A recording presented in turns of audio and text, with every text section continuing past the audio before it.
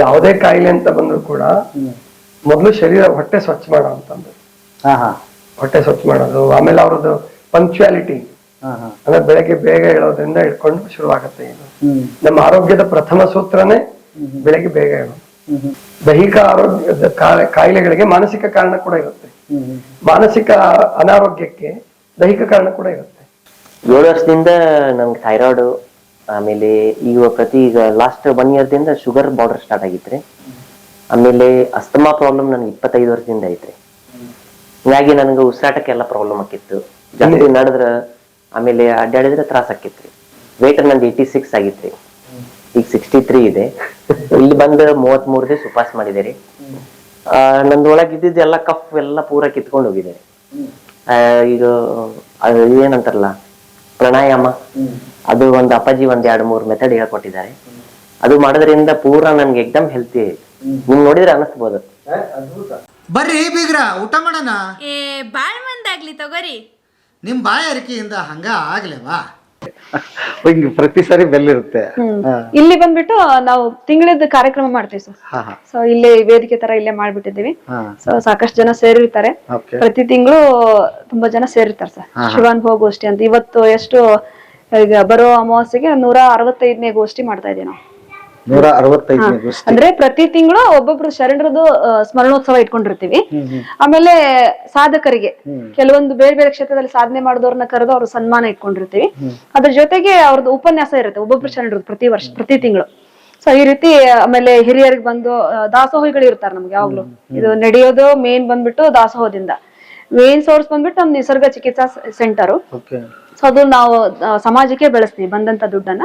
So ಅದೇ ರೀತಿ ಕೆಲವೊಬ್ರು ಭಕ್ತರು ಕೊಡ್ತಾರೆ ದಾಸೋಹಕ್ಕೆ ಅಂತೇಳಿ ನಿಧಿ ಇಟ್ಟಿರ್ತಾರೆ, ದಾಸೋಹ ನಿಧಿ ಅಂತ ಹೇಳಿ 5 ವರ್ಷ ಮಿನಿಮಮ್ 5,000 ಅಂತ ಹೇಳಿರ್ತೀವಿ. ಮ್ಯಾಕ್ಸಿಮಮ್ 50,000 ಇಟ್ಟವರು ಇದಾರೆ, ನಿರಂತರ ದಾಸೋಹಕ್ಕಾಗಿ ದುಡ್ಡು ಇಟ್ಟಿರ್ತಾರೆ. ಸೊ ಅವರಿಗೆ ನಾವು ಪ್ರತಿ ತಿಂಗಳು ಅವ್ರಿಗೆ ಕರೆದು ಅವ್ರಿಗೆ ದಾಸೋಹ ಕರಿತೀವಿ. ಪ್ರತಿ ತಿಂಗಳು ಆದ ತಿಂಗಳ ಅವ್ರದ್ದು ಏನಾದ್ರು ವಿಶೇಷ ದಿನ ಹೇಳಿರ್ತಾರೆ, ಬರ್ತ್ಡೇ ಇರಬಹುದು, ವಿವಾಹ ಮಹೋತ್ಸವ ಇರಬಹುದು. ಸೊ ಈ ರೀತಿ ಹೇಳಿದಾಗ ಅವ್ರನ್ನ ಅವ್ರದ್ದು ಯಾವ ತಿಂಗಳಿರುತ್ತೆ, ಯಾವ ವರ್ಷ ಯಾವ ತಿಂಗಳಿರುತ್ತೆ ಅವ್ರನ್ನೆಲ್ಲ ಕರೆದು ಪ್ರತಿ ತಿಂಗಳು ಒಂದು ಮ್ಯಾಕ್ಸಿಮಮ್ 8-9 ಜನ ಇರ್ತಾರೆ ಸರ್ ತಿಂಗಳಿಗೆ ಅಂದ್ರೆ ದಾಸೋಹ ಮಾಡಿದವರು. ಸೊ ಈ ರೀತಿ ಅವ್ರಿಗೆಲ್ಲ ಸನ್ಮಾನ, ಸಾಧಕರಿಗೆ ಸನ್ಮಾನ, ಮತ್ತ ಶರಣರ ಸ್ಮರಣೋತ್ಸವ ಅಂತೇಳಿ ನಮ್ಮ ಟ್ರಸ್ಟ್ದು ಶಿವಾನುಭವ ಗೋಷ್ಠಿ ಅಂತ ಪ್ರತಿ ತಿಂಗಳು ಮಾಡ್ತೀವಿ, ಅಮಾವಾಸ್ಯ ದಿನ ಮಾಡ್ತೀವಿ ಸರ್. ಆಮೇಲೆ ಈಗ ತೋಟ ಮಾಡಿದೀನಿ ಅಂತ ಹೇಳಿದ್ರಿ. ಹಾ ಸರ್. ಅಲ್ವಾ, ಎಷ್ಟು ಎಕರೆದಲ್ಲಿ? ಇದು 3.5 ಎಕರೆ ಇದೆ ಸರ್. ಈಗ ಮಠ ಇರುವಂತ ಚಿಕಿತ್ಸಾ ಸೆಂಟರ್ ಇರುವಂತ ಜಾಗದಲ್ಲಿ 3.5 ಎಕರೆಯಲ್ಲಿ ಚಿಕಿತ್ಸಾ ಸೆಂಟರ್, ಅದ್ರ ಜೊತೆ ಗೋಶಾಲೆ, ಉಳಿದಿದ್ರಲ್ಲಿ ನಮ್ಗೆ ಏನ್ ಬೇಕಾಗಿದ್ದು ಹಣ್ಣು ಹಂಪಲು ತರಕಾರಿ ಎಲ್ಲ ಬೆಳೆಸ್ಕೊಂತೀವಿ.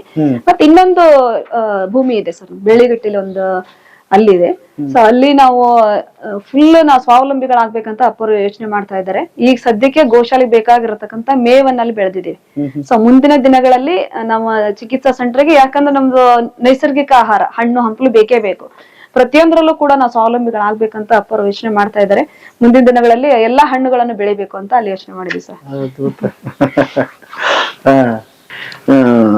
ಆರೋಗ್ಯ ಅಂತಲ್ಲ, ಮಾನಸಿಕವಾಗಿ ಕೂಡ ಇಲ್ಲಿ ಸದೃಢ ಆಗಿ. ಹೌದು ಸರ್, ಹೌದು. ಅದ್ರಲ್ಲಿ ಏನು ಎರಡು ಮಾತೇ ಇಲ್ಲ.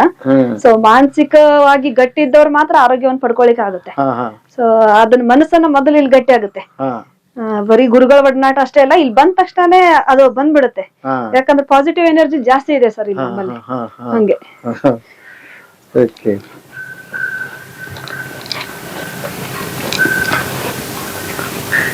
ಮೇವು ಸ್ಟಾರ್ಟ್ ಮಾಡಿದಿರಿ? ಹೌದು ಸರ್.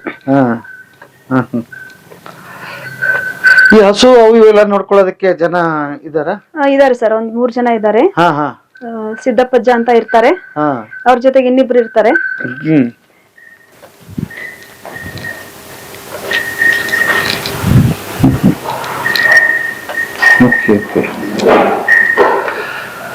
ಈಗ ಇದಕ್ಕೆ ನಿಮಗೆ ಬೇಕಾಗಿರ್ತಕ್ಕಂತ ಹಾಲು ಅದು ಇದು ಎಲ್ಲ ಇದರಲ್ಲೇ ಸಿಗುತ್ತಾ? ಎಲ್ಲ ಇಲ್ಲೇ ನಮ್ಮಲ್ಲೇ ಸಿಗುತ್ತೆ ಸರ್. ಎಷ್ಟು ಹಾಲು ಸಿಗುತ್ತೆ ನಿಮ್ಗೆ? ದಿನಕ್ಕೆ ಒಂದು 8 ಲೀಟರ್ ಹಾಲು ಸಿಗುತ್ತೆ ಸರ್. 8 ಲೀಟರ್ ಹಾಲು? ಹೌದು. ಒಮ್ಮೆ ಹೆಚ್ಚು ಕಡಿಮೆ ಇರುತ್ತೆ. ಅಂದ್ರೆ ಕೆಲವೊಂದು ಹಿಂಡೋದ್ ನಿಲ್ಸಿದ್ಮೇಲೆ ಮತ್ತೊಂದು ಹಸು ಬರುತ್ತೆ. ಸೊ ಈ ರೀತಿ. ಬಟ್ ನಮ್ಮ ಚಿಕಿತ್ಸಾ ಸೆಂಟರ್ಗೆ ಏನ್ ಬೇಕು ಮತ್ತೆ ನಾವು ಎಲ್ಲರಿಗೂ ಊಟ ಮಾಡ್ಲಿಕ್ಕೂ ಆಗುವಷ್ಟು ಇಲ್ಲಿ ಗೋಶಾಲೆಯಲ್ಲಿ ನಮ್ಗೆ ಸಿಗುತ್ತೆ ಹಾಲು ಮೊಸರು ಸಿಗುತ್ತೆ.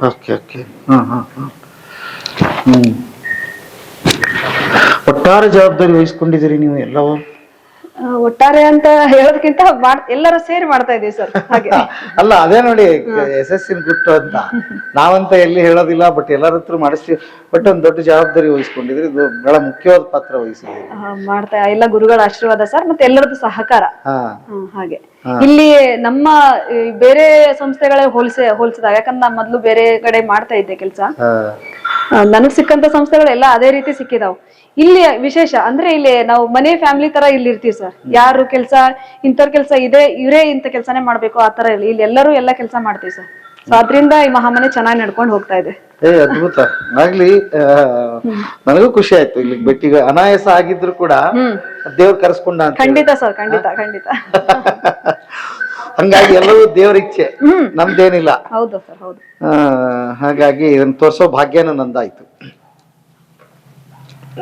ನಾವೀಗ ಮೇಲೆ ಗುರುಗಳ ಕಡೆ ಆಮೇಲೆ ಗುರುಗಳದ್ದು ಒಂದಿಷ್ಟು ಆಶೀರ್ವಚನ ತಗೊಳ್ಳೋಣ. ಸರಿ ಸರ್. ಅದಕ್ಕೊಂದಿಷ್ಟು ಇದನ್ ಮಾಡೋಣ. ಇಲ್ಲಿ ಪ್ರಸಾದ್ ಮುಗಿಸ್ಕೊಂಡ್ ಮ್ಯಾಲ್ ಕರ್ಕೊಂಡ್ ಬರ್ರಿ ಅವ್ರನ್ನ. ಆಯ್ತಾಯ್ತು ಆಯ್ತು. ಎಷ್ಟು ರೂಮ್ಗಳು ಇದೆ ಮೇಡಮ್? ಸರ್ ಈ ಟೋಟಲ್ 25 ರೂಮ್ ಇದೆ ಸರ್. 25 ರೂಮ್, ಡಬಲ್ ಕಾರ್ಡ್ದು 3 ಕಾರ್ಡ್ದು ಹಿಂಗಿದೆ. ಅಟ್ ಎ ಟೈಮ್ ಒಂದು 40 ಜನನ ಅಕಾಮಡೇಟ್ ಮಾಡಬಹುದು. ಇದಕ್ಕೇನು ಏಜ್ ಲಿಮಿಟ್ ಏನಾದ್ರು ಇದೆಯಾ? ಇಲ್ಲ ಸರ್, ಇದು ಚಿಕಿತ್ಸೆಗೆ ಬೇಕಾದ ಏಜ್ ನವ್ರು ಮಾಡಬಹುದು. ಏನು ಏಜ್ ಲಿಮಿಟ್ ಇಲ್ಲ ಇದಕ್ಕೆ. ಈಗ ಆಮೇಲೆ ಹೆಣ್ಮಕ್ಳು ಗಂಡ್ಮಕ್ಳು ಅಂತ ಯಾರಾದ್ರೂ ಬರ್ಬೋದು? ಬೇಕಾದವ್ರು ಬರ್ಬೋದು. ಸಪೋಸ್ ಇವಾಗ ಫ್ಯಾಮಿಲಿ ಬಂದ್ರೆ ಒಂದ್ ರೂಮ್ ಅಲ್ಲಿ ನಾನು ಇಬ್ರನ್ನ ಅಕಾಮಡೇಟ್ ಮಾಡ್ತೀನಿ ಅಂತ ಹೇಳಿದ್ರಲ್ಲ, ಫ್ಯಾಮಿಲಿ ಬಂದ್ರೆ ಫ್ಯಾಮಿಲಿ ಕೊಡ್ತೀವಿ. ಈಗ ಬೇರೆ ಬೇರೆ ಜನ ಜಾಸ್ತಿ ಬಂದಾಗ ಗಂಡ್ಮಕ್ಳ ಜೊತೆ ಗಂಡ್ಮಕ್ಳು ಹಾಕ್ತಿವಿ, ಹುಡುಗಿಯರ ಜೊತೆ ಹುಡುಗಿಯರ್ ಹಾಕ್ತಿವಿ. ಫ್ಯಾಮಿಲಿ ಬಂದ್ರೆ ಏನ್ ತೊಂದ್ರೆ ಇಲ್ಲ, ಇರ್ಬೋದು. 10 ದಿವಸಗಳ ಕಾಲ ಕಂಪಲ್ಸರಿ ಇರ್ಬೇಕು ಸರ್. ಓಕೆ.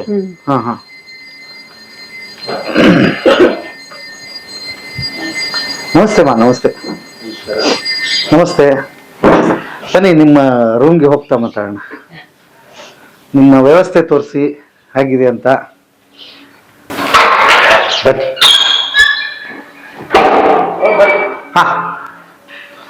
ಇವು ಬಂದು special room sir. Special room ನೀವು ಇರ್ತೀರಿ ಇಲ್ಲಿ?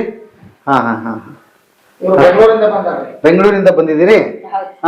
ಏನು ಮೇಡಮ್ ಇವರು ಬೆಂಗಳೂರಿಂದ ಬಂದಿದ್ದಾರೆ. ಪ್ರತಿ ವರ್ಷ ಬರ್ತಾ ಇರ್ತಾರೆ. ಪ್ರತಿ ವರ್ಷ ಬರ್ತೀರಿ? ಸುಮಾರು ನನಗೆ ಪರಿಚಯ 3.5 ವರ್ಷ ಆಯ್ತು. ಪ್ರತಿ ವರ್ಷ ಇಲ್ಲಿಗೆ ಬರ್ತಾರೆ. ನಾನು ಹೇಳಿದ್ನಲ್ಲ, ಕೆಲವೊಬ್ರು ಅಂದ್ರೆ ಇಲ್ಲಿ ಬಂದ್ರೆ ಹೆಚ್ಚು ಖುಷಿ ಅವ್ರಿಗೆ. ಇಲ್ಲಿ ಬಂದ್ರೆ ಮನೇಲಿ ಏನೋ ಒತ್ತಡಗಳಲ್ಲಿ ಮಾಡಕ್ ಆಗಲ್ಲ, ಮತ್ ಬ್ರೇಕ್ ಸಿಕ್ಕಂಗ ಆಗುತ್ತೆ ಸರ್. ಇಲ್ಲಿ ಒಂದ್ ಒಳ್ಳೆ ಪರಿಸರ ಇರುತ್ತೆ. ಸರ್, ನನ್ನ ಹೆಸರು ಪದ್ಮಾಕ್ಷಿ ಅಂತ, ಬೆಂಗಳೂರು 8ನೇ ಮೈಲಿಯಿಂದ ಬಂದಿದ್ದೀನಿ ನಾನು. 8ನೇ ಮೈಲಿಯಿಂದ ಬಂದಿದ್ದೀನಿ? ಹೌದೌದು. ಓಕೆ. ವರ್ಷ ಬರ್ತೀರಂತೆ ಹೇಗೆ ಸರ್? ಅದು ಏನಾಗುತ್ತೆ, ಅಲ್ಲಿ ಬೆಂಗಳೂರಲ್ಲಿ ನಮ್ಗೆ ಮೇಂಟೆನೆನ್ಸ್ ಇದಾಗಲ್ಲ, ಮತ್ ಸಿಗುತ್ತೆ ಹೋಮಿಯೋಪತಿ ಅದು ಇದು ಆಯುರ್ವೇದಿಕ್ ಸೆಂಟರ್ಸ್ ಎಲ್ಲ. ಬಟ್ ಇಲ್ಲಿ ಬಂದ್ರೆ ನನಗೆ ನ್ಯಾಚುರಲ್ ಆಗಿ ಏನ್ ದೇಹಕ್ಕೆ ಬೇಕೋ ಅದೆಲ್ಲ ಸಿಗುತ್ತೆ. ಈ ಉಪವಾಸದಿಂದ ನಮ್ಗೆ ತುಂಬಾನೇ ಹೆಲ್ಪ್ಫುಲ್ ಆಗುತ್ತೆ ಸರ್. ಏನ್ ಪ್ರಾಬ್ಲಮ್ ಇತ್ತು ಮೇಡಮ್? ಸರ್, ಪ್ರಾಬ್ಲಮ್ ಅಂತ ಏನಿಲ್ಲ, weight loss main. Weight loss ಅಷ್ಟೇ. ಮತ್ತೆ ಬಾಡಿ ಕ್ಲೆನ್ಸಿಂಗ್. ಅದನ್ನ ಮೊದಲು ಎಲ್ಲಾದ್ರೂ ಪ್ರಯತ್ನ ಮಾಡಿದ್ರಿ ಅಥವಾ ಇಲ್ಲ? ಹೋಗ್ತೀನಿ ಸರ್ ನಾನು. ಈ ತರ ಕ್ಷೇಮವನ ಹೋಗಿದ್ದೀನಿ ಒಂದ್ 2-3 ಸಲ. ಅದು ಬಿಟ್ರೆ ಮುಂಚೆ ಎಲ್ಲ ನಾನು ಈ ರಾಮಯ್ಯ ಅಲ್ಲೆಲ್ಲ ಹೋಗ್ಬಿಟ್ಟು ಪಂಚಕರ್ಮ ಟ್ರೀಟ್ಮೆಂಟ್ ಅದೆಲ್ಲ ಮಾಡ್ಕೊಂತಾ ಇದ್ದೆ. ಇವಾಗೂ ಒಂದೊಂದ್ಸರಿ ಹೋಗ್ತೀನಿ ಸುಮ್ನೆ ಹಂಗೆ ಫ್ರೆಂಡ್ಸ್ ಜೊತೆ ಹಂಗೆ. ಬಟ್ ಇದ್ರಲ್ಲಿ ನನಗೆ ಎಫೆಕ್ಟಿವ್ ಜಾಸ್ತಿ ಅಂತ ನನಗ್ ರಿಸಲ್ಟ್ ಇದ್ರಲ್ಲಿ ಚೆನ್ನಾಗಿ ಸಿಕ್ಕಿದೆ ಅಂತ ಗೊತ್ತಾಗಿದೆ. ಹೌದಾ? ಈಗ ಹಂಗಾರೆ ಡಾಕ್ಟರ್ ಹತ್ರ ತೋರಿಸ್ತಾರಲ್ಲ, ಅದಕ್ಕೆ ಇದಕ್ಕೆ ವ್ಯತ್ಯಾಸ ಏನ್ ಅನ್ಸುತ್ತೆ ನಿಮ್ಗೆ? ಸರ್, ಅಲ್ಲಿ ಹೋದಾಗ ನಮ್ಗೆ ಟ್ಯಾಬ್ಲೆಟ್ ಕೊಡ್ತಾರೆ, ಮತ್ತೆ ತಕ್ಷಣ ಟ್ರೀಟ್ಮೆಂಟ್ ಕೊಡ್ತಾರೆ. ಅದು ಇಮಿಡಿಯೇಟ್ ಸೊಲ್ಯೂಷನ್, ಪರ್ಮನೆಂಟ್ ಸೊಲ್ಯೂಷನ್ ಇರಲ್ಲ. ಈಗ ಇದು ಒಂದ್ ಲೆಕ್ಕದಲ್ಲಿ ಪರ್ಮನೆಂಟ್ ಸೊಲ್ಯೂಷನ್. ನಾವ್ ಹೆಂಗ್ ಮೇಂಟೈನ್ ಮಾಡ್ಕೊಂತ ಹೋಗ್ತೀವಿ ಅದ್ರ ಮೇಲೆ ಡಿಪೆಂಡ್ ಆಗುತ್ತೆ ಸರ್. ಓಕೆ. ಆಮೇಲೆ ಬರೀ ಅದು ಒಂದೇ ಅಲ್ಲ, ಒಂದ್ ಸ್ಟ್ರೆಸ್ ಕಳೆಯುತ್ತೆ ಅನ್ಕೊಂತೀನಿ ಬೇರೆ. Definitely sir. ಬಾಡಿ ಇಲ್ಲಿ ಬಂದ್ರೆ ನಮ್ಗೆ ಆಟೋಮೆಟಿಕಲಿ ಒಂದು ಹೊಸ ಇದೇ ಸಿಗುತ್ತೆ. ಎಲ್ಲೋ ಈ ನೇಚರ್ ನಮ್ಗ್ ಸಿಗಲ್ಲ. ಈ ವಾತಾವರಣ ಫುಲ್ ಒಂಥರ ಫಾರೆಸ್ಟ್ ಫೀಲಿಂಗ್ ಆಗುತ್ತೆ ಇಲ್ಲಿ ಬಂದ್ರೆ. ನಮ್ಗೆ ಒಳ್ಳೆ ಗಾಳಿ, ಪೊಲ್ಯೂಷನ್ ಇರಲ್ಲ, ಅದೆಲ್ಲ ಇಲ್ಲಿ ಸಿಗುತ್ತೆ. ಅದರ್ ದೆನ್ ದಟ್ ಇಲ್ಲಿ ಬಂದಾಗ ನಮ್ದೇ ಒಂದೇನೋ ಸ್ಪೆಸಿಫಿಕೇಶನ್ ಲೈಫ್ ಸಿಗುತ್ತೆ. ಮನೆಯಲ್ಲಿ ಇವಾಗ ಎಲ್ಲ ಇದ್ದೇ ಇರುತ್ತೆ. ಅದರ ಇಲ್ಲಿ ಬಂದ ತಕ್ಷಣನೇ ಒಂದು ಖುಷಿ ಅನ್ಸುತ್ತೆ. ಬೇರೆ ಜನಗಳನ್ನ ಮೀಟ್ ಮಾಡ್ತೀವಿ, ಫ್ರೆಂಡ್ಶಿಪ್ ಆಗತ್ತೆ. ಒಂದು ಅವ್ರದ್ದು ಕಷ್ಟ ಸುಖ ನೋಡ್ತಾ ಇರ್ತೀವಿ. ಅವಾಗ ನಮ್ದೇನ್ ದೊಡ್ಡದಲ್ಲ ಅನ್ಸ್ಬಿಡುತ್ತೆ. ಎಲ್ಲಾರು ಪ್ರಾಬ್ಲಮ್ಸ್ ಇಟ್ಕೊಂಡೇ ಬರ್ತಾರೆ ಮೇನ್ಲಿ ಇಲ್ಲಿ. ನಾವೇನ್ ಆತರ ಇಲ್ಲ. ಸದೇ ಇವಾಗ 4 years ಇಂದ ನನ್ಗೂ ಅವ್ರು ಆಕ್ಚುಲಿ ಹಾಸ್ಪಿಟ್ಲಿಗೆ ಹೋಗ್ತಾ ಇದ್ರೆ ಡಾಕ್ಟರ್ ಪ್ರತಿ ವರ್ಷ ಚೆಕ್ ಮಾಡಿದಾಗೆಲ್ಲ ಹೇಳೋದು ಬಾರ್ಡರ್ ಅಲ್ಲಿ ಇದೆ ಶುಗರ್ ಇದಕ್ಕೆ ಟ್ಯಾಬ್ಲೆಟ್. ಯಾಕೆ ನೀವು 4 ವರ್ಷ ಕಂಟಿನ್ಯೂ ಆಗಿ ಬರ್ತಾ ಇದ್ರಿ? ಇವರು ಒಂದು ಟ್ರೀಟ್ಮೆಂಟ್ ಕೊಡ್ತಿದ್ರು, ಆಮೇಲೆ ಮನೆಗೆ ಹೋದಾಗ ಅದನ್ನ ಕಂಟಿನ್ಯೂ ಮಾಡ್ರಿ ಅಂತ ಹೇಳ್ತಿದ್ರು. ಹೌದು. ಮತ್ತೆ ನೀವು ಪದೇ ಪದೇ ಇಲ್ಲಿ? ನಾನ್ ವರ್ಷಕ್ಕೆ ಒಂದೇ ಸರಿ ಸರ್ ಇಲ್ಲಿ ಏನ್ ಬರ್ತೀನೋ ಇದಾದ್ಮೇಲೆ ಏನು ಮನೇಲಿ ಕಂಟಿನ್ಯೂ ಮಾಡಲ್ಲ ಉಪವಾಸದ ಅದೆಲ್ಲ. ಇವಾಗ ಏನ್ ಬರ್ತೀನಿ ಇದಾದ್ಮೇಲೆ ಒಂದು ಮನೇಲಿ ಅನದರ್ 20-25 ಡೇಸ್ ಮಾಡ್ತೀನಿ ಅಷ್ಟೇ. ಇಯರ್ಲಿ ಒನ್ಸ್ ಅಷ್ಟು ಮಾಡ್ಬಿಟ್ಟು ಸ್ಟಾಪ್ ಮಾಡ್ಬಿಡ್ತೀನಿ. ಇಬ್ರು ಅಲ್ಲಿಗೆ ಹೌದಾ? ಹಾ ಅಮ್ಮ ನಮಸ್ತೆ. ನಮಸ್ತೆ ನಮಸ್ತೆ ನಮಸ್ತೆ. ಬರ್ರಿ ಬರ್ರಿ.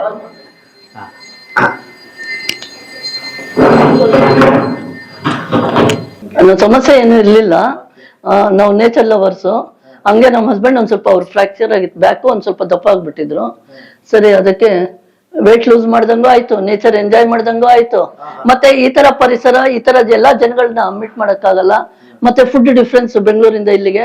ಬಟ್ ನಾವ್ ಈಗ ತಿಂತಾ ಇಲ್ಲ ಉಪವಾಸ ಇರೋದ್ರಿಂದ, ಬರೀ ಆಸೆ ಪಡ್ತಾ ಇದೀವಿ ಅಷ್ಟೇ. ಬಟ್ ಅದಕ್ಕೆ ಅಟ್ಲೀಸ್ಟ್ ಇದು enjoy. Really it's very nice, beautiful place. We enjoyed. ಶುಭೋದಯದಲ್ಲಿ ಫಸ್ಟ್ ನೋಡಿ ನನಗೆ ಸಜೆಸ್ಟ್ ಮಾಡಿದ್ದು. ಸರಿ, ಬುಕ್ ಟಿವಿನಲ್ಲಿ ನೋಡಿ ಫೋನ್ ಮಾಡಿದ್ವಿ, ವಿಚಾರಿಸಿದ್ವಿ, ಬನ್ನಿ ಬನ್ನಿ ಅಂತ ಹೇಳಿದ್ರು. ಬಂದ ತಕ್ಷಣ ಎಲ್ಲ ಬಂದ ಮೇಲೆ ಪರಿಸರ ಚೆನ್ನಾಗಿದೆ, ಪೂರ್ವ ದಿನದ ಕಾರ್ಯಕ್ರಮಗಳು ಚೆನ್ನಾಗಿದೆ, ವಾಕಿಂಗ್ ಹೋಗ್ಲಿಕ್ಕೆ ಒಳ್ಳೆ ಪರಿಸರ ಇದೆ, ನಮಗೆ ಯಾವುದೊಂದು ತೊಂದರೆನೂ ಇಲ್ಲ. ಜೊತೆಗೆ ನಮಗೆ ಮನಸ್ಸಿನಲ್ಲಿ ಒಂದು ಕಾನ್ಫಿಡೆನ್ಸ್ ಬರ್ತಾ ಇದೆ, ನಾವು ಬಂದಿರೋದ್ರಿಂದ ಈ ಉಪಯೋಗ ಆಗುತ್ತೆ ಅಂತ. ಯಾಕೆಂದ್ರೆ ಬಂದಾಗ ನನಗೆ ಇದ್ದಿದ್ದು 99 kg, ಇವಾಗ 94.5 kg ಆಗಿದ್ದೀನಿ. ಈಗ ಫಸ್ಟ್ 5 ದಿವಸದಲ್ಲೇ ಆಗಿತ್ತು ಅಷ್ಟೇ. 5 ದಿವಸದಲ್ಲೇ. ಆಮೇಲೆ ಈಗ ಅದು ಕಂಟಿನ್ಯೂ ಅದೇ ತರ ಇದೆ. ಅದರಿಂದ ಈಗ ಮುಂದೆ ನೋಡ್ಬೇಕು, ಮುಂದೆ ಅವ್ರ ಪ್ರೋಗ್ರಾಮ್ ಕೊಡೋ ತರ ಯಾವ ತರ ಮಾಡಿ ಮುಂದೆ ಯಾವ ತರ ಒಳ್ಳೇದಾಗುತ್ತೆ ಅಂತ ನೋಡ್ಕೊಂಡು ಇಬ್ರು ಬಂದ್ಬಿಟ್ಟಿದ್ದೀರಿ. ಜೊತೆ ಜೊತೆ ಎಲ್ಲೋದ್ರೂ ಜೊತೆಗೆ ಹೋಗೋದು. ನಮಸ್ಕಾರ ಬುದ್ಧಿ, ತಮ್ಮ ಪಾದಕ್ಕೆ ಶರಣಾರ್ಥಿಗಳು. ಬುದ್ಧಿ, ನಮ್ಮ ಜನರೇಷನ್ಗೆ ನಿಮ್ಮ ಸಾಧನೆ ಗೊತ್ತು. ಬಟ್ ನಮಗೊಂದು ಕುತೂಹಲ ಏನು ಅಂತಂದ್ರೆ, ತಮ್ಮ ಜರ್ನಿ ಹೇಗಿತ್ತು, ಹೇಗೆ ತಮ್ಮ ಬದುಕಿನ ಬುತ್ತಿ ಹೇಗಿತ್ತು ಅಂತ ಕೇಳೋಣ ಅಂತ ಆಸೆ. ಅದನ್ನ ಒಂದು ಕೆಲವೇ ನಿಮಿಷಗಳಲ್ಲಿ, ಕೆಲವೇ ಮಾತುಗಳಲ್ಲಿ ಹೇಳೋದು ಕಷ್ಟ. 2 ವರ್ಷದ ಮಗುನಲ್ಲೇ ಕಣ್ಣು ಹೋಗಿದೆ ನನಗೆ. ಆಮೇಲೆ 9ನೇ ವಯಸ್ಸಿಗೆ 8.5 ವರ್ಷ, 9ನೇ ವರ್ಷಕ್ಕೆ ಮೈಸೂರು ಬ್ಲೈಂಡ್ ಸ್ಕೂಲಿಗೆ ಸೇರಿದ್ ನಾನು. ಬ್ಲೈಂಡ್ ಸ್ಕೂಲಲ್ಲಿ 10 ವರ್ಷ, 1ರಿಂದ 10ನೇ ತರಗತಿವರೆಗೆ ಮೈಸೂರಲ್ಲಿ ಓದಿದ್ದು. PUC ಕಣ್ಣಿದ್ದವ್ರ ಜೊತೆಗೆ ಹಾಸನದಲ್ಲೇ PUC ಮಾಡಿದ್ದು. ಆಮೇಲೆ 1 ವರ್ಷ ಟೀಚರ್ ಆಗಿ ಕೆಲಸ ಮಾಡಿ, ಆಮೇಲೆ ಪೂಜ್ಯ ಲಿಂಗಾನಂದ ಸ್ವಾಮಿಗಳ ಪ್ರವಚನ ಕೇಳಿ ತರಂಗಿಣಿ ಅಂತ ಒಂದು ಪುಸ್ತಕ ಇದೆ, ಮಹಾದೇವಕ್ಕನವರ ಚರಿತ್ರೆ, ಮತ್ತೆ ಮಹಾದೇವರು ಬರೆದಿದ್ದು. ಆ ಪುಸ್ತಕವನ್ನು ಓದಿಸಿ ಮತ್ತು ಪ್ರವಚನವನ್ನ ಕೇಳಿ ನಾನು ಪರಿವರ್ತನೆ ಆಗಿ ಈ ಮಾರ್ಗಕ್ಕೆ ಬಂದಿದ್ದು. ಹಾಸನ ಜಿಲ್ಲೆ ಗೋಣಿಸೊಮ್ಮನಹಳ್ಳಿ ಅಂತ ಬರುತ್ತೆ, ಬೇಲೂರು ಹಳೆಬೇಡ, ಬೇಲೂರು ತಾಲೂಕಿನಲ್ಲಿ ಬರುತ್ತೆ. ತಂದೆ ತಾಯಿ ಕೃಷಿಕರು, ರೈತರು, ಅತ್ಯಂತ ಬಡತನದ ಕುಟುಂಬ. ಈಗ ಇಬ್ರು ಇಲ್ಲ, ಇಬ್ರು ಲಿಂಗೈಕ್ಯರಾಗಿದ್ದಾರೆ. 7 ಜನ ನಾವು, ಅದ್ರಲ್ಲಿ ನಾನೇ 6ನೇವನು. ಅಂದ್ರೆ ಬೇರೆ ತಾಯಿ ತಂದೆಗಳಿಗೆ ಗಂಡು ಮಕ್ಳು ಬೇಕು ಅಂತ ಆಸೆ ಪಡ್ತಿದ್ರೆ, ನಮ್ಮ ತಾಯಿ ತಂದೆಗಳು ಹೆಣ್ಮಕ್ಳು ಬೇಕು ಅಂತ ಆಸೆ ಪಡ್ತಿದ್ರು. ನನ್ನ ನಂತರ ಒಬ್ಳು ತಂಗಿ ಹುಟ್ಟಿದ್ಲು, ಅಲ್ಲಿವರೆಗೆ ಹೆಣ್ಮಕ್ಳು ಇಲ್ವೇ ಇಲ್ಲ. ನನ್ನ ತಂಗಿ ಹುಟ್ಟಿದ ಸಡಗರದಲ್ಲಿ ಅವರು ಹೇಳ್ತಾ ಇದ್ರು, ನಮ್ಮ ತಂದೆ ತುಂಬಾ ದುಃಖದಿಂದ ಹೇಳೋರು, ನಿನ್ನನ್ನು ನಾವು ಅಲಕ್ಷ್ಯ ಮಾಡ್ಬಿಟ್ಟುವಪ್ಪ, ಕಾಯಿಲೆ ಬಂದಿತ್ತು, ಇದನ್ನೇನು ಬದುಕಲ್ಲ ಈ ಮಗು ಅಂತ ಹೇಳಿ. ಆಮೇಲೆ ನಾನು ಹುಟ್ಟೋತ್ತಿಗೆ ಆಗ್ಲೇ 4 ಮಕ್ಕಳು ತೀರ್ಕೊಂಡ್ಬಿಟ್ಟಿದ್ರು. ಅವರಿಗೆ ಮಕ್ಕಳು ಸತ್ ರೂಢಿ ಆಗ್ಬಿಟ್ಟಿತ್ತು. ಹಂಗೆ ಇದು ಒಂದು ಸಾಹಿತ್ಯ ಅಂತ ತಿಳ್ಕೊಂಡ್ಬಿಟ್ಟಿದ್ರಂತೆ. ನಾನು ಯಾಕೋ ಸಾಯಲಿಲ್ಲ.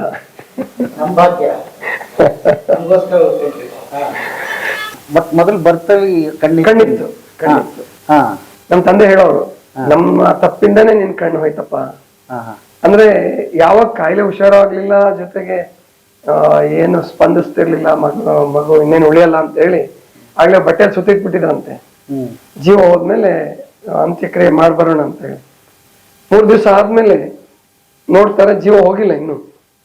ಆವಾಗ ತೊಡೆ ಮೇಲೆ ಹಾಕೊಂಡು ಕಣ್ಣೆಲ್ಲ ಬಿಡಿಸಿ ನೋಡಿದ್ರೆ ಕಣ್ಣೆಲ್ಲ ಒಳಗಡೆ ಕೊಟ್ಟೋಗ್ಬಿಟ್ಟಿತ್ತು. ಆವಾಗ ಹಾಸ್ಪಿಟ್ಲಿಗೆ ಸೇರಿಸ್ತಾರೆ. ಅಂದ್ರೆ ಬೇಸಾಯ ಉಡ್ಲಿಕ್ಕಿದ್ದಂತ ಎತ್ತುಗಳನ್ನ ಮಾರಿ ಹಾಸ್ಪಿಟ್ಲಿಗೆ ಸೇರಿಸ್ತಾರೆ. ಆದ್ರೆ ಕಾಯಿಲೆ ಎಲ್ಲ ಹುಷಾರಾಗುತ್ತೆ. ಒಳ್ಳೆ ಡಾಕ್ಟರ್ ಇದ್ರಂತೆ ಚಿಕ್ಕಮಂಗ್ಳೂರ್ ಹಾಸ್ಪಿಟ್ಲ್, ಅವ್ರು ಚಿಕ್ಕಮಂಗ್ಳೂರಲ್ಲೇ ಬಹಳ ದೊಡ್ಡ ಹಾಸ್ಪಿಟ್ಲ್, ಮಕ್ಕಳ ಹಾಸ್ಪಿಟ್ಲ್. ಕಾಯಿಲೆ ಎಲ್ಲ ಹುಷಾರಾಗುತ್ತೆ, ಕಣ್ಣು ಹೊರಟೋಗ್ಬಿಡುತ್ತೆ. ತುಂಬಾ ದುಃಖದಿಂದ ಹೇಳೋರು ನಮ್ಮ ತಂದೆ. ಆಮೇಲೆ ನಾನು ಆಧ್ಯಾತ್ಮ ಕ್ಷೇತ್ರಕ್ಕೆ ಬಂದ್ಮೇಲೆ ಹೇಳ್ತಿದ್ದೆ ಅವನಿಗೆ, ಇಲ್ಲ ಅದೆಲ್ಲ ನಿಮ್ದಲ್ಲ, ಪರಮಾತ್ಮನ ಇಚ್ಛೆ ಇದೆ, ನನ್ ಕಣ್ಣು ಹೋಗ್ಬೇಕು, ನಾನು ಉಳಿಬೇಕು ಅನ್ನೋದು ಅವನ ಇಚ್ಛೆ ಇದೆ, ಅದಕ್ಕೋಸ್ಕರ ನೀವೇನ್ ಚಿಂತೆ ಮಾಡ್ಬೇಡಿ ಅಂತ ಹೇಳ್ತಾ ಇದ್ದೆ. ಎಲ್ಲಿವರೆಗೆ ಓದಿದ್ರಿ ತಾವು? PUC ವರೆಗೆ ಹೋದೆ. PUC ಆಮೇಲೆ ಈ ಸನ್ಯಾಸತ್ವದ ಕಡೆ ಹೇಗೆ ಒಲವು ಮೂಡ್ತು ತಮಗೆ? SSLC ಇರುವಾಗ್ಲೇನೆ ನನಗೆ ಸ್ವಲ್ಪ ಅಂತರ್ಮುಖ ಸ್ವಭಾವ ಬರ್ತಾ ಇತ್ತು. ಯಾಕಂದ್ರೆ ನಾನ್ ಸಣ್ಣ ತುಂಟಾಟ ಜಾಸ್ತಿ ಇತ್ತು ನಂದು. 8ನೇ ಕ್ಲಾಸ್ 9ನೇ ಕ್ಲಾಸ್ ವರ್ಗುನು ಸ್ನೇಹಿತರ ಜೊತೆಗೆ ಹರಟೆ ಹೊಡೆಯೋದು, ಓದ್ತಿದ್ದೆ ಚೆನ್ನಾಗಿ, ಆದ್ರೆ ಹರಟೆ, ಆಟ, ತಮಾಷೆ ಈ ರೀತಿ ಬೆಳೆದಂತವ್ ನಾನು. ಇದ್ದಕ್ಕಿದ್ದಂಗೆ ಈಗ್ಲೂ ಕೂಡ ಸನ್ಯಾಸಿ ಇದ್ರು, ಸ್ವಾಮೀಜಿ ಇದ್ರು, ನನ್ನ ತಮಾಷೆ ಎಲ್ರಿಗೂ ಗೊತ್ತಿರುತ್ತೆ. ಎಲ್ರನ್ನು ಕಾಡಿಸ್ತಿರ್ತೀನಿ, ಹರಟೆ ಹೊಡಿತಿರ್ತೀನಿ. ಅದು ನನ್ನ ಹತ್ರ ಚಿಕಿತ್ಸೆಗೆ ಬರೋರಿಗೆ ತುಂಬಾ ಖುಷಿ ಕೊಡುತ್ತೆ ಅವರಿಗೆ. ಅದು ಇದು ಕ್ಲಾಸಿಕ್ ಹರಟೆ ಇದು. ಇದೇನ್ ತೊಂದ್ರೆ ಇಲ್ಲ, ಒಳ್ಳೇದು. ಆ ವೇಳೆಗೆ ಹರ್ಡೇಕರ್ ಮಂಜಪ್ಪನವರು ಅಂತ ಹೇಳಿ ಕರ್ನಾಟಕ ಗಾಂಧಿ ಅಂತ ಕರೀತಿದ್ರು ಅವ್ರಿಗೆ. ಅವ್ರದ್ದೊಂದು ಪುಸ್ತಕ ಆರೋಗ್ಯ ಜೀವನ ಅಂತ ಒಂದು ಪುಸ್ತಕ, ಅದರಿಂದ ತುಂಬಾ ಪರಿಣಾಮ ಆಯ್ತು ನನಗೆ ಈ ಕ್ಷೇತ್ರ ನಾನು ಆರಿಸ್ಕೊಂಡಿದ್ದೆ ಆ ಪುಸ್ತಕದಿಂದ. ಆರೋಗ್ಯ ಕ್ಷೇತ್ರದಲ್ಲಿ ಕೆಲಸ ಮಾಡ್ಬೇಕು ನಾನು. ಅಂದ್ರೆ ಏನು ಈ ಆಧುನಿಕ ವೈದ್ಯ ಪದ್ಧತಿಯ ದೋಷಗಳು, ಅವುಗಳ ಸೈಡ್ ಎಫೆಕ್ಟ್, ಅಡ್ವರ್ಸ್ ಎಫೆಕ್ಟ್ ಬಗ್ಗೆ 100 ವರ್ಷದಿಂದನೇ ಡಾಕ್ಟರ್ಗಳ ಅಭಿಪ್ರಾಯ ಸಂಗ್ರಹ ಮಾಡಿಕೊಟ್ಟಿದ್ರು ಅವರು. ಅದರಿಂದ ಏನ್ ಕೆಟ್ಟದ್ದಾಗ್ತಾ ಇದೆ, ಅದರಿಂದ ಮುಂದೆ ಜಗತ್ತು ಎಂತ ಕೆಟ್ಟ ಪರಿಣಾಮವನ್ನು ಅನುಭವಿಸುತ್ತೆ, ದುಷ್ಪರಿಣಾಮವನ್ನು ಅನುಭವಿಸುತ್ತೆ ಅನ್ನೋದ್ರ ಬಗ್ಗೆ ಸ್ವತಃ ಆಧುನಿಕ ವೈದ್ಯರುಗಳೇ ಹೇಳಿದಂತದ್ದು. ಇಂಗ್ಲಿಷ್ ಅಲೋಪತಿ ಡಾಕ್ಟರ್ಗಳು ಹೇಳಿದ್ದನ್ನೇ ಕೊಟ್ಟಿದ್ರು ಅವರು. ಅದನ್ನು ಓದ್ಕೊಂಡು ನಾನು ಪ್ರಭಾವಿತನಾದೆ. ಮೊದಲಿಂದ ಅದ್ರ ಬಗ್ಗೆ ಸ್ವಲ್ಪ ಚಿಂತನೆ ಕೂಡ ಇತ್ತು. ನಾನು ಒಬ್ರು ಸಾಧಕರು ಡಾಕ್ಟರು ನನಗೆ ಪರಿಚಯ ಇದ್ರು, ನನ್ನ ಜೊತೆಗಿದ್ರು ಕೆಲವು ವರ್ಷ, 1 ವರ್ಷ 2 ವರ್ಷ. ಅವರು ಹೇಳ್ತಾ ಇದ್ರು ಇದ್ರ ದುಷ್ಪರಿಣಾಮ, ಅವರು ಕೂಡ ಹೇಳ್ತಾ ಇದ್ರು. ಇದೆಲ್ಲ ನೋಡಿ ನಾನು ಪ್ರಕೃತಿ ಚಿಕಿತ್ಸಾ ಮಾರ್ಗ, ಅದರಲ್ಲೂ ವಿಶೇಷವಾಗಿ ಆರೋಗ್ಯ ಮಾರ್ಗ, ಗಾಂಧೀಜಿಯ ಪ್ರಭಾವ ಇತ್ತು ನನಗೆ. ಗಾಂಧೀಜಿ ಸಾಹಿತ್ಯನ ಓದಿಸಿದೆ ಅಷ್ಟೊತ್ತಿಗಾಗಲೇ. ಅವರು ತುಂಬಾ ಪ್ರಕೃತಿ ಚಿಕಿತ್ಸಾ ಪ್ರೇಮಿನೂ ಕೂಡ ಗೊತ್ತಾಗಿತ್ತು. ಈ ಎಲ್ಲಾ ಕಾರಣದಿಂದ ನಾನು ಈ ಮಾರ್ಗ ಆರಿಸ್ಕೊಂಡೆ. ಈಗ ಎಷ್ಟು ವರ್ಷ ಆಯ್ತು? 20 ವರ್ಷ ಆಯ್ತು, 22 ವರ್ಷ ಆಯ್ತು. 2000 ಇಸ್ವಿಯಿಂದನೂ ನಾನು ಈ ಕ್ಷೇತ್ರದಲ್ಲೇ. ಆದ್ರೆ ಈ ಮಹಾಮನೆ ಆಗಿ 19 ವರ್ಷ ಆಯ್ತು. ಈ ಮಹಾಮನೆ ಕಟ್ಟಕ್ ಶುರು ಮಾಡಿ ಉದ್ಘಾಟನೆ 2005ರಲ್ಲಿ, 18 ವರ್ಷ ಕಂಪ್ಲೀಟ್ ಆಗತ್ತೆ ಮುಂದಿನ ಏಪ್ರಿಲ್ಗೆ. ಬಟ್ ನಾನು ಇಲ್ಲಿ ಗಮನಿಸಿದಾಗ ಬರೀ ಏನೋ ಒಂದು ಪ್ರಾಬ್ಲಮ್ ಇದೆ ಅಂತ ಬರೋದ್ರ ಹೊರತಾಗಿ ಇನ್ನು ಬೇರೆ ಬೇರೆನು ಕೂಡ ತಮ್ಮ ಬದುಕನ್ನು ಅಳವಡಿಸ್ಕೊಳ್ಳೋದಕ್ಕೆ, ಮನಸ್ಸನ್ನು ಅಳವಡಿಸ್ಕೊಳ್ಳೋದಕ್ಕೆ ಕೂಡ ಇಲ್ಲಿ ಬರ್ಬೋದು ಅಂತ. ಹೌದೌದು, ಇಲ್ಲಿ ನಮ್ಮ ಆರೋಗ್ಯದ ಪರಿಕಲ್ಪನೆ ಇದೆಯಲ್ಲ, ಬರೀ ದೈಹಿಕ ಆರೋಗ್ಯ ಅಲ್ಲ. ಈಗ ನೀವು ಡಾಕ್ಟರ್ ಹತ್ರ ಹೋದ್ರೆ ಜ್ವರ ಅಂತ ಹೇಳ್ತೀರಾ, ಅದಕ್ಕೊಂದು ಮಾತ್ರೆ ಕೊಡ್ತಾರೆ. ತಲೆನೋವು ಅಂತ ಹೇಳ್ತೀರಾ, ಅದಕ್ಕೊಂದು ಮಾತ್ರೆ ಕೊಡ್ತಾರೆ. ಕೆಮ್ಮು ನೆಗಡಿ ಆಗಿದೆ ಅಂದ್ರೆ ಅದಕ್ಕೂ ಒಂದು ಮಾತ್ರೆ ಕೊಡ್ತಾರೆ. 3-4 ಕಾಯಿಲೆ ಒಟ್ಟಿಗೆ ಇದು 3-4 ಮಾತ್ರನೇ ಕೊಡ್ತಾರೆ ನಿಮ್ಗೆ. ಆದ್ರೆ ನಮ್ದು ಅದ್ಯಾವುದೂ ಇಲ್ಲ. ನೀವು ಯಾವುದೇ ಕಾಯಿಲೆ ಅಂತ ಬಂದ್ರು ಕೂಡ ಮೊದಲು ಶರೀರ, ಹೊಟ್ಟೆ ಸ್ವಚ್ಛ ಮಾಡೋ ಅಂತಂದು, ಹೊಟ್ಟೆ ಸ್ವಚ್ಛ ಮಾಡೋದು. ಆಮೇಲೆ ಅವ್ರದ್ದು ಪಂಕ್ಚುಯಾಲಿಟಿ, ಅಂದ್ರೆ ಬೆಳಗ್ಗೆ ಬೇಗ ಹೇಳೋದ್ರಿಂದ ಇಟ್ಕೊಂಡು ಶುರುವಾಗತ್ತೆ. ಇದು ನಮ್ಮ ಆರೋಗ್ಯದ ಪ್ರಥಮ ಸೂತ್ರನೇ ಬೆಳಗ್ಗೆ ಬೇಗ ಹೇಳೋದು. ಎಲ್ಲಾ ಮಕ್ಳಿಗೂ ಅದನ್ನೇ ಕಲ್ಸಿ ಅಂತ ನಾವು ಹೇಳ್ತೀವಿ ಬಂದವ್ರಿಗೆಲ್ಲ. ದೈಹಿಕ ಆರೋಗ್ಯದ ಕಾಯಿಲೆಗಳಿಗೆ ಮಾನಸಿಕ ಕಾರಣ ಕೂಡ ಇರುತ್ತೆ. ಮಾನಸಿಕ ಅನಾರೋಗ್ಯಕ್ಕೆ ದೈಹಿಕ ಕಾರಣ ಕೂಡ ಇರುತ್ತೆ. ಮಲಬದ್ಧತೆ ಜಾಸ್ತಿ ಆದ್ರೆ ಮನಸ್ಸು ಕೂಡ ಕೆಡುತ್ತೆ. ಆದ್ರಿಂದ ಯಾವುದೋ ಒಂದಕ್ಕೆ ಅದನ್ನ ವೈದ್ಯ ಸಂಗಣ್ಣ ಅನ್ನುವಂತ ಒಬ್ಬ ಶರಣ 12ನೇ ಶತಮಾನದಲ್ಲೇ ಹೇಳ್ತಾರೆ, ಅಷ್ಟೋತ್ತರ ಶತವ್ಯಾಧಿಗಳ ಧರಿಸಿಕೊಂಡಿಪ್ಪುದು ಆತ್ಮನೋ ಘಟನೋ. ನೋಡಿ ಎಂತ ಚಿಂತನೆ ಮಾಡಿದ ನಾವು ಅವತ್ತಿನ ಕಾಲಕ್ಕೆ. ರೋಗ ಬಂದಿದೆಯಲ್ಲಪ್ಪ, ಏನ್ ಆತ್ಮಕ್ ಬಂದಿದ್ಯಾ, ಶರೀರಕ್ಕೆ ಬಂದಿದ್ಯಾ? ಶರೀರಕ್ಕೆ ಬಂದಿದೆ ಅಂದ್ರೆ ಶರೀರಕ್ಕೆ ಜೀವನ ಇಲ್ಲ. ಆತ್ಮ ಇಲ್ಲದ್ರೆ ಶರೀರ ಬದುಕಲ್ಲ. ಆತ್ಮ ಶರೀರ ಎರಡೂ ಕೂಡಿದಾಗ ಪ್ರಾಣಶಕ್ತಿ ಅಂತ ಬರ್ತದೆ. ಅದಕ್ಕೆ ಅದರ ಸಹಾಯದಿಂದ ನೋವು ಗೊತ್ತಾಗುತ್ತೆ ಶರೀರಕ್ಕೆ. ಆದ್ರಿಂದ ಒಂದು ಚಿಕಿತ್ಸೆ ಕೊಡ್ಬೇಡಿ, ಆತ್ಮ, ಮನಸ್ಸು, ಶರೀರ ಈ 3ಕ್ಕೂ ಚಿಕಿತ್ಸೆ ಬೇಕು ಅಂತ ಹೇಳ್ತಾನೆ. ಅಂತ ಚಿಕಿತ್ಸೆ ಇದು. ಇದು ಪ್ರಕೃತಿ ಚಿಕಿತ್ಸೆ ಅಂದ್ರೂ ಕೂಡ ನೀವು ಇಲ್ಲಿ ತಬ್ಬು ಕಾಣಿಸೋದಿಲ್ಲ, ನಿಮಗೆ ತಬ್ಬಾತಿಲ್ಲ ಇಲ್ಲಿ. ಮಡ್ಬಾತು ಕೂಡ ಇಲ್ಲ, ಮಣ್ಣಿನ ಚಿಕಿತ್ಸೆ ಇಲ್ಲ ಇಲ್ಲಿ. ಅಂದ್ರೆ ಅಗತ್ಯ ಇದ್ದವ್ರಿಗೆ ಅಷ್ಟೇ, ಚರ್ಮದ ಕಾಯಿಲೆ ಇದ್ದವ್ರಿಗೆ ತೊಂದ್ರೆ. ಅದು ಈ ಚಳಿಗಾಲದಲ್ಲಿ ಅದನ್ನು ಕೊಡಲ್ಲ ನಾವು. ಚಳಿಗಾಲದಲ್ಲಿ ಮಡ್ಬಾತ್ ಅಗತ್ಯವೇ ಇಲ್ಲ. ಅಂದ್ರೆ ಇದು ಒಂದು ವಿಶಿಷ್ಟ ಪಂಚಭೌತಿಕ ಚಿಕಿತ್ಸೆ ಅಂತ ಹೇಳ್ಬೋದು. ಇದು ನೀರು, ಆಹಾರ, ಸೂರ್ಯ ಚಿಕಿತ್ಸೆ, ಎಲ್ಲದಕ್ಕಿಂತ ಮುಖ್ಯವಾಗಿ ಉಪವಾಸ. ಉಪವಾಸದ ಪರಿಕಲ್ಪನೆ ಕಲಿಸ್ತೀವಿ ನಾವಿಲ್ಲಿ. ಉಪವಾಸ ಅಂತಂದ್ರೆ ಬಳಲಿಕೆ ಅಲ್ಲ. ಇಲ್ಲಿ ಹೊಟ್ಟೆ ತುಂಬಾ ಇಲ್ಲಿ ಇದ್ದವ್ರು ನೋಡಿ ಎಷ್ಟು ಜನ ಇದಾರಲ್ಲ, ಎಲ್ಲರೂ ಹೆಚ್ಚಾಗಿ ಉಪವಾಸ 10 ದಿವಸ ಲಿಕ್ವಿಡ್ ಮೇಲೆ ಇದ್ದಾರೆ. ಯಾರು ಉಪವಾಸ ಇದ್ದಾರೆ ನಿಮ್ಗೆ ಅನ್ಸುತ್ತೆ ಅವ್ರ ಮುಖ ನೋಡಿದ್ರೆ? ಇಲ್ಲ ಇಲ್ಲ, ನಿಮ್ಗಿಂತ ಚೆನ್ನಾಗಿ ಜೋರ್ ಇದಾರ. ಅದಕ್ಕೆ ಕಾರಣ ಹೊಟ್ಟೆ ತುಂಬಾ ಕೊಡ್ತೀವಿ ಅವ್ರಿಗೆ. ಲಿಕ್ವಿಡ್ ಡಯಟ್ನೇ ಹೊಟ್ಟೆ ತುಂಬಾ ಕೊಡ್ತೀವಿ. ಮೂರೊತ್ತು ಒಂದೊಂದ್ ರೀತಿ ಇರುತ್ತೆ. ಅದರಿಂದ ಬಹಳ ಖುಷಿಯಾಗಿರ್ತಾರೆ ಅವ್ರು. ಹಂಗಾದ್ರೆ ಆರಾಮಾಗಿ ಇಲ್ಲಿ ಬಂದು ಕುಟುಂಬ ಸಮೇತ ಹೌದು, ಚಿಕಿತ್ಸೆ ತಗೊಂಡು ಬರೀ ಚಿಕಿತ್ಸೆಗೋಸ್ಕರನೇ ಬರ್ಬೇಕು ಅಂತಾನೂ ಇಲ್ಲ, ಆನಂದಕ್ಕೋಸ್ಕರ. ಇದನ್ನ ರೋಗ ಬಂದಾಗ್ಲೇ ಮಾಡ್ಬೇಕು ಅನ್ನೋದಲ್ಲ. ಚೆನ್ನಾಗಿದ್ದವರು ಕೂಡ ಬಂದು ಇಲ್ಲಿ ಒಂದು 10 ದಿವಸದ ಕೋರ್ಸಿಗೆ ಸೇರ್ಕೊಂಡು ಇದೊಂದು ವಿದ್ಯೆ ಕಲ್ತ್ಕೊಂಡಂಗೆ, ಆರೋಗ್ಯದ ವಿದ್ಯೆ ಇದು, ಕಲ್ತ್ಕೊಂಡು ಹೋಗ್ಬೋದು. ತುಂಬಾ ಜನ ಇತ್ತಿತ್ತಲಾಗಿ ಮಕ್ಳಿಗೆ ಕೂಡ ಕಾಣಿಸ್ಕೊತಾ ಇದೆ ಶುಗರ್ ಅಂತ ಹೇಳ್ತಾರೆ. ಯಾಕೆ ಅದು ಮೂಲ ಕಾರಣ ಏನಂತ ಹೇಳ್ತೀರಿ? ಅದು ಸಾವಿರಾರು ಮಕ್ಕಳಿಗೆ, ಲಕ್ಷಾಂತರ ಮಕ್ಕಳಿಗೆ ಬಂದ್ಬಿಟ್ಟಿದೆ ಇವಾಗ. ಅದೊಂದು ದೊಡ್ಡ ಸವಾಲಾಗಿದೆ. ಇನ್ನು ಅದಕ್ಕಿಂತ ಇನ್ನು ಹಿಂದಕ್ಕೆ ಹೋದ್ರೆ 5 ತಿಂಗಳ ಮಗುಗ್ ಬಂದಿದೆ ನಮ್ ಧಾರವಾಡದಲ್ಲಿ ನಮ್ದು. ಅದಂತೂ ಏನು ತಿಂದಿಲ್ಲ. ಇನ್ನು ತಾಯಿ ಹಾಲು ಕೊಡುವಾಗ್ಲೇನೆ ಅದಕ್ಕೆ ಇನ್ಸುಲಿನ್ ಕೊಟ್ಟು ಕೊಡ್ತಾ ಇದ್ರು. ಇನ್ನು ಅದನ್ನ ನಾನು ಒಬ್ಬರಿಗೆ ಡಾಕ್ಟರ್ಗೆ ಹೇಳಿದೆ ಮೊನ್ನೆ. ಅವ್ರು ಹೇಳ್ತಾ ಇದ್ರು, ಇಲ್ಲ ಸ್ವಾಮೀಜಿ ಇವಾಗ ಹುಟ್ಟಿದ ಮಕ್ಳಿಗೂ ಶುಗರ್ ಇರುತ್ತೆ. ಹಾಗಾದ್ರೆ ಈ ಜನ್ಮದ್ದಲ್ಲ ಅದು.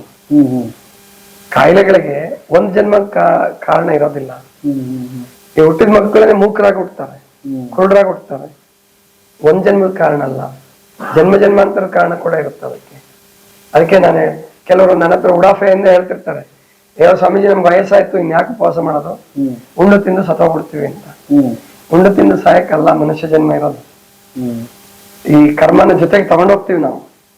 ಆಮೇಲೆ ಇಲ್ಲಿ ಏನ್ ದೋಷಗಳು ಮಾಡ್ಕೊಂಡಿರ್ತೀವೋ ಅದು ಮುಂದಿನ ಜನ್ಮಕ್ಕೂ ಕೂಡ ಟ್ರಾನ್ಸ್ಫರ್ ಆಗತ್ತೆ. ದೋಷಗಳಿರ್ಬೋದು, ಗುಣಗಳಿರ್ಬೋದು. ಒಳ್ಳೇದು ಟ್ರಾನ್ಸ್ಫರ್ ಆಗ, ಯಾಕೆ ಜೀನಿಯಸ್ ಆಗಿ ಹುಟ್ಟುತ್ತಾರೆ ಕೆಲವರು ಹುಟ್ಟುವಾಗ್ಲೇನೆ.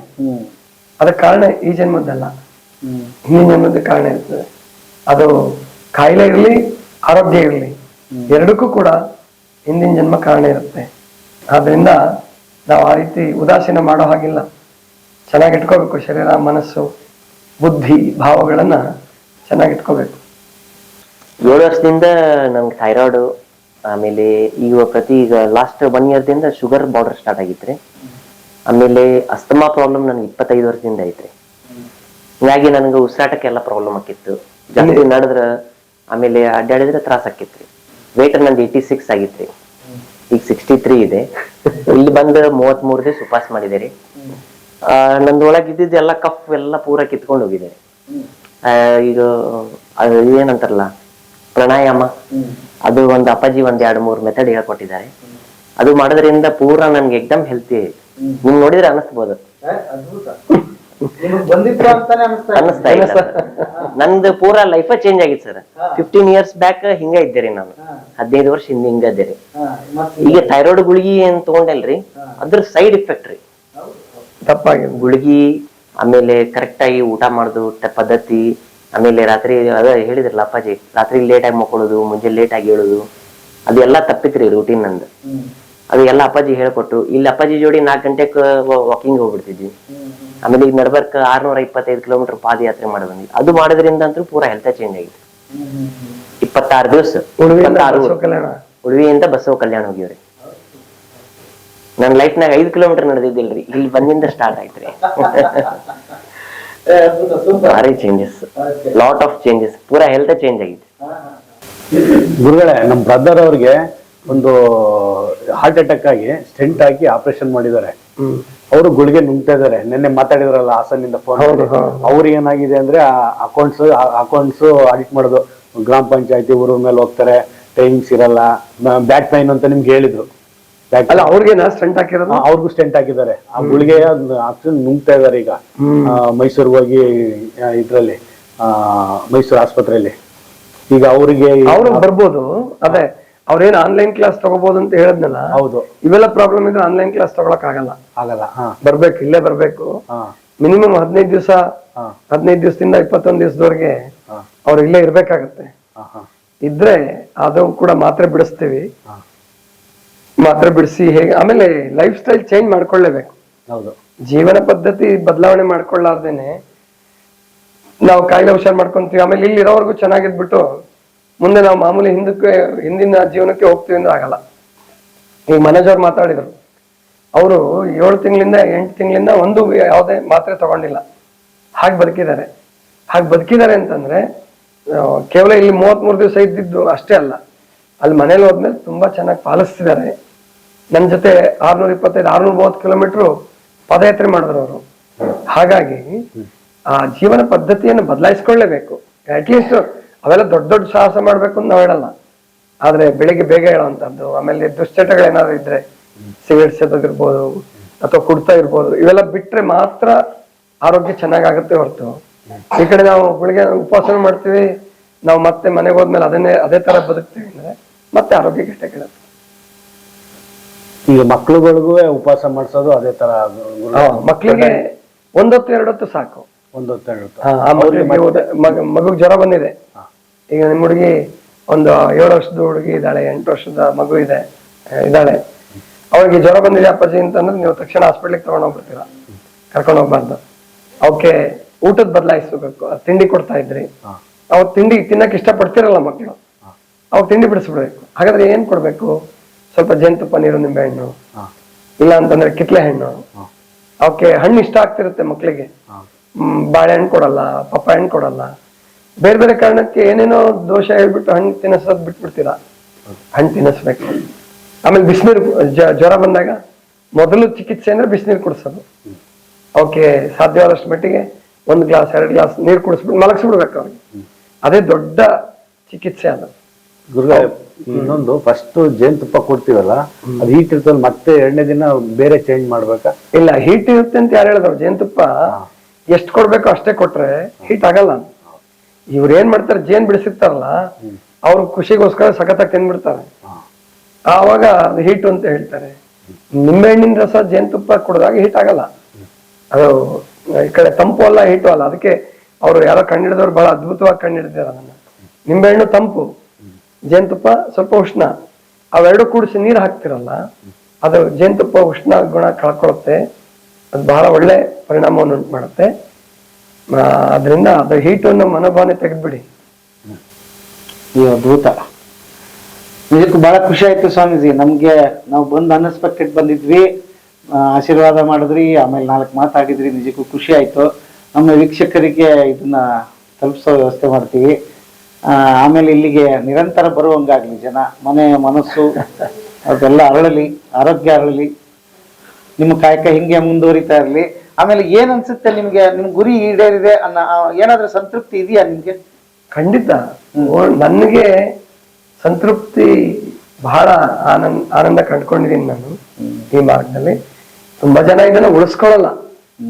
100 ಜನರಿಗೆ ನಾವು ಉಪವಾಸ ಮಾಡಿಸಿದ್ರೆ 70 ಜನ ಕೈ ಬಿಟ್ಬಿಡ್ತಾರೆ, ಇನ್ನೊಂದು 30% ಉಳಿಸ್ಕೊಂತಾರೆ. 30 ಜನ ಖಂಡಿತ ಉಳಿಸ್ಕೊಳ್ತಾರೆ. ಎಷ್ಟು ಜನ ಉಳಿಸ್ಕೊಳ್ತಾರೆ ಬಿಡ್ತಾರೆ ನಾನು ಅದನ್ನ ಕಡೆ ನೋಡಲ್ಲ. ಒಬ್ಬರಿಗೆ ಯಾವ್ದೋ ಒಂದು ಮೂಲವ್ಯಾಧಿ ಆಪರೇಷನ್ ತಪ್ಪಿತು, ಅಪೆಂಡಿಕ್ಸ್ ಆಪರೇಷನ್, ಮಕ್ಕಳಿಗೆ ಅಪೆಂಡಿಕ್ಸ್ ಆಪರೇಷನ್ ಬಹಳ ಮಾಡ್ತಿದ್ದಾರೆ.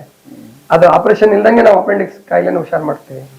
ಟಾನ್ಸಲೈಟಿಸ್, ಅದು ಟಾನ್ಸಿಲ್ಸ್ ತೆಗ್ದಾಕ್ಬಾರ್ದು ಮಕ್ಕಳಿಗೆ, ಅದು ಅವ್ರ ಬೆಳವಣಿಗೆ ಮೇಲೆ ಪರಿಣಾಮ ಮಾಡ್ತದೆ ಅದು.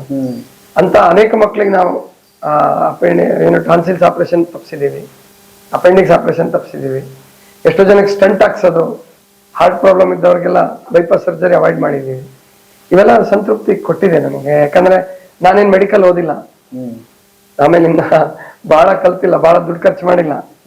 ಅಂಥದ್ರಲ್ಲಿ ನನ್ನ ಈ ಆಧ್ಯಾತ್ಮ ಜ್ಞಾನದಿಂದ, ಆರೋಗ್ಯದ ಜ್ಞಾನದಿಂದ 1000 ಜನರಿಗೆ ಒಳ್ಳೇದಾಗ್ತಾ ಇದೆ, ಖುಷಿಯಾಗಿ ಪಡ್ತಾರೆ ಜನ. ಅದರಿಂದನೇ ಈ ಗುಡ್ಡದಲ್ಲಿ ನಾವು ಸಸ್ಟೈನ್ ಆಗಿದ್ದೀವಿ. ಈ ಗುಡ್ಡದಲ್ಲಿ ನಾವು ಬದುಕಿರ್ಬೇಕಾದ್ರೆ, ಇಲ್ಲಿಗೆ ಜನ ಹುಡ್ಕೊಂಡು ಬರ್ಬೇಕಾದ್ರೆ ಕಾರಣ, ಒಬ್ರಿಗೆ ಒಳ್ಳೇದಾದ್ರೆ ಅವ್ರು 10 ಜನರಿಗೆ ಹೇಳ್ತಾರೆ, 20 ಜನರಿಗೆ ಹೇಳ್ತಾರೆ. ಆದ್ರಿಂದ ತುಂಬಾ ನನಗೆ ಜೀವನದಲ್ಲಿ ಖುಷಿ ಇದೆ. ನಾನು ಈ ಮಾರ್ಗಕ್ಕೆ ಬಂದಿದ್ರ ಬಗ್ಗೆ ತುಂಬಾ ಹೆಮ್ಮೆ ಪಡ್ತೀನಿ ನಾನು. ಮೇಡಮ್, ತಮ್ಮನ್ನ ಕಾಂಟ್ಯಾಕ್ಟ್ ಮಾಡ್ಬೇಕಾದ್ರೆ ಹೇಗೆ ಕಾಂಟ್ಯಾಕ್ಟ್ ಮಾಡೋದು? ನಮ್ದು ಚಿಕಿತ್ಸಾ ಸೆಂಟರ್ ಹೆಸರು ಬಂದ್ಬಿಟ್ಟು ಶರಣ ವೈದ್ಯ ಸಂಗಣ್ಣ ಯೋಗ ಮತ್ತು ನಿಸರ್ಗೋಪಚಾರ ಕೇಂದ್ರ. ಇಲ್ಲಿ ಎಲ್ಲಾ ತರ ಆರೋಗ್ಯ ಸಮಸ್ಯೆಗೆ ಇಲ್ಲಿ ಚಿಕಿತ್ಸೆ ಬರ್ತಾರೆ. ನೀವು ಬರ್ಬೇಕು ಅಂತ ಇಚ್ಛೆ ಪಟ್ರೆ ನಮ್ಮ ವಿಳಾಸವನ್ನ ಹೇಳ್ತೀನಿ, ಎಲ್ಲರೂ ನೋಟ್ ಮಾಡ್ಕೊಳ್ಳಿ. ನಿಸರ್ಗ ಚಿಕಿತ್ಸಾ ಹೆಸರು ಬಂದ್ಬಿಟ್ಟು ಶರಣ ವೈದ್ಯ ಸಂಗಣ್ಣ ಯೋಗ ಮತ್ತು ನಿಸರ್ಗೋಪಚಾರ ಕೇಂದ್ರ. ಇದು ಬಂದ್ಬಿಟ್ಟು ಕಲಘಟಗಿ ರೋಡಿಗೆ ಬರುತ್ತೆ. ಧಾರವಾಡದಿಂದ ಒಂದು 13 ಕಿಲೋಮೀಟರ್ ಆಗುತ್ತೆ ಇದು. ಧಾರವಾಡದಿಂದ ಬರೋರು ಟೋಲ್ ನಾಕಾದಿಂದ ಬಸ್ಗಳು ಸಿಗುತ್ತೆ. ಬೆಳಗ್ಗೆ 9 ರಿಂದ 9:30 ಒಳಗಡೆ, ಸಾಯಂಕಾಲ 4 ರಿಂದ 5 ಗಂಟೆ ಒಳಗಡೆ ನಿಮ್ಮ ಟೋಲ್ ನಾಕಾದಿಂದ ಬಸ್ಗಳು ನಮ್ಮ ಮಹಾಮನೆವರೆಗೂ ಬರುತ್ತೆ. ನಮ್ಮ ಮಹಾಮನೆವರೆಗೂ ಇನ್ನು ನಡುವೆ ಬಂದ್ರೆ ಟೋಲ್ ನಾಕಾದಿಂದ ನಾಯಕನ ಹುಲಿಕಟ್ಟಿ ಕ್ರಾಸಿಗೆ ಬಂದು ಅಲ್ಲಿಂದ 1.5 ಕಿಲೋಮೀಟರ್ ನಡ್ಕೊಂಡು ನಮ್ಮ ಆಶ್ರಮಕ್ಕೆ ಬರಬೇಕು. ಸೊ ನೀವು ಮೊದಲೇ ಸಂಪರ್ಕಿಸಬೇಕಾದ ನೀವು ಕೆಲವೊಂದು ನಾನು ನಂಬರ್ಗಳನ್ನು ಹೇಳ್ತೀನಿ, ನಮ್ಮ ಆಫೀಸ್ ನಂಬರ್ಗಳನ್ನ, ಅವುಗಳನ್ನ ನೋಟ್ ಮಾಡ್ಕೊಳ್ಳಿ. 9611219514. ಅದೇ ರೀತಿ ಇನ್ನೊಂದು ನಂಬರ್ ತಗೊಳ್ರಿ, 9448100282. ಸೊ ಈ 2 ನಂಬರ್ಗಳಲ್ಲಿ ನಿಮಗೆ ಆಫೀಸ್ ಸಿಬ್ಬಂದಿಗಳು ಸಿಗ್ತಾರೆ. ಸೊ ಆ ನಂಬರ್ಗೆ ಕಾಲ್ ಮಾಡ್ಕೊಂಡ್ಬಿಟ್ಟು ಈ ಒಂದು ನಿಸರ್ಗ ಕೇಂದ್ರಕ್ಕೆ ನೀವು ಬರಬಹುದು.